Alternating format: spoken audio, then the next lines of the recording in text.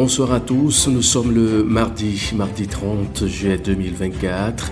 Voici ce qui fait l'actualité économique sur votre antenne.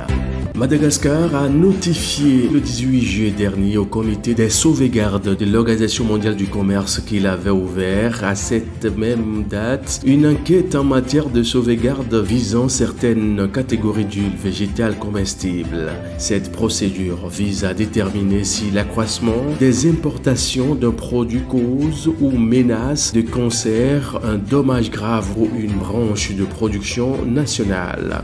L'annonce intervient après que la branche de production nationale d'huile végétale, la Grande Île, a déposé une requête demandant l'application d'une mesure de protection contre les importations auprès de l'Autorité nationale des mesures correctives commerciales.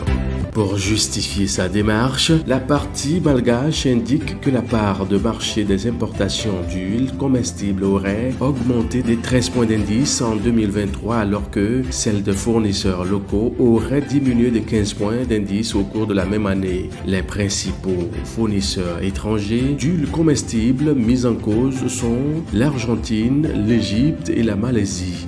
Selon les données compilées sur la plateforme Trademap, ces trois pays ont compté pour plus de 80% des importations malgaches de graisse et d'huile végétale qui se chiffraient à 199 millions de dollars en 2023. Direction Afrique du Sud pour vous dire que la filière agrumes s'attend finalement à expédier 76,8 millions de cartons d'orange, soit 1,15 million de tonnes du fruit sur le marché international en 2024. C'est ce que révèlent les dernières projections formulées par l'Association sud-africaine des producteurs d'agrumes. Le stock annoncé affiche une baisse de 8,6% par rapport aux prévisions de 84 millions de cartons formulées en début de campagne et signeraient une quasi-stagnation par rapport au volume expédié un an plus tôt. Pour expliquer ce revirement, l'instance dirigeante met en avant les conditions climatiques défavorables qui ont affecté l'appareil productif dans certaines zones de production au début du mois de juillet. S'exprimant sur le sujet, Jean-Louis Pretorius, vice-président de la CGA, estime qu'il n'y aura pas d'offres excédentaires d'orange au cours de la campagne de 2024. Pour rappel, la dynamique des ventes d'oranges dans la filière sud-africaine est principalement portée par la variété Valencia qui représente environ 70% du stock expédié. Angola pour vous dire que le pays devrait procéder d'ici la fin de l'année à la mise en service de sa raffinerie de Cabinda, l'une des trois que le pays travaille à mettre en place pour réduire sa dépendance aux importations de produits pétroliers. Exécutée à hauteur de 2/3, cette infrastructure d'une capacité de raffinage attendue de 60 000 barils par jour dont la mise en service avait été annoncée pour juillet 2022 est comme celle de Lobito qui fournit 200 000 barils par jour ou encore celle de Soyo qui fournit 100 000 barils par jour, stratégique dans le plan de Luanda d'assurer le raffinage local d'une partie de son brut. Lors d'une sortie médiatique qu'elle a effectuée fin septembre 2023 dernier, l'Association des raffineurs et distributeurs africains a estimé qu'une discussion stratégique sur le raffinage, le stockage et la distribution pétrolière en Afrique est nécessaire dans un contexte où le continent devrait à court et moyen terme rester un importateur majeur de produits raffinés du fait du développement insuffisant de ces raffineries. Direction Pays des hommes intègres. West African Resources a publié le 24 juillet dernier son bilan du deuxième trimestre 2024 annonçant une production d'or de 51 049 onces.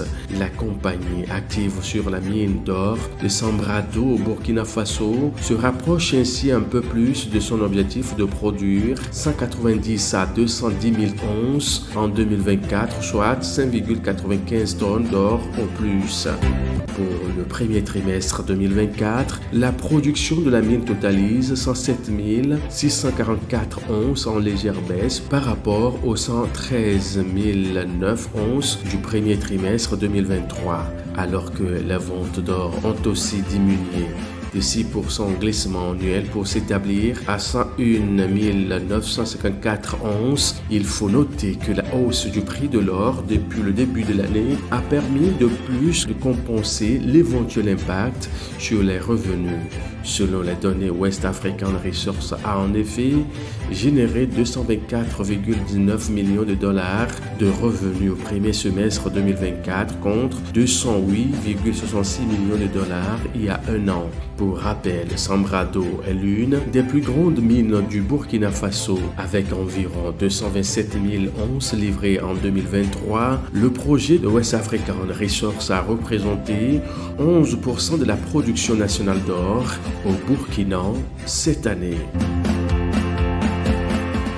Bouclons avec le Ghana où les consommateurs télécoms ghanéens devraient s'attendre à une réduction des coûts des services de données Internet d'ici la fin de l'année. C'est ce qu'a promis Joe Anokie, directeur général de l'Autorité nationale des communications, le 25 juillet dernier. Selon M. Anokie, cette réduction des coûts d'Internet sera une conséquence directe de l'entrée en service de la société d'infrastructure partagée neutre NextGen Infraco. Cette annonce de la NCA intervient dans un contexte marqué par une grogne généralisée des consommateurs télécoms ghanéens, notamment sur les réseaux sociaux. Ils se plaignent de la mauvaise qualité des services de données et des coûts élevés des offres des opérateurs télécoms. Certains estiment même que cela est lié à la classification de MTN comme opérateur dominant et aux mesures qui y sont liées. Par ailleurs, la NCA indique que le Ghana est le troisième pays d'Afrique subsaharienne avec l'Internet mobile le moins cher et le deuxième en Afrique de l'Ouest. Mesdames, messieurs, merci pour votre fidélité. Très bonne suite de nos programmes à vous tous.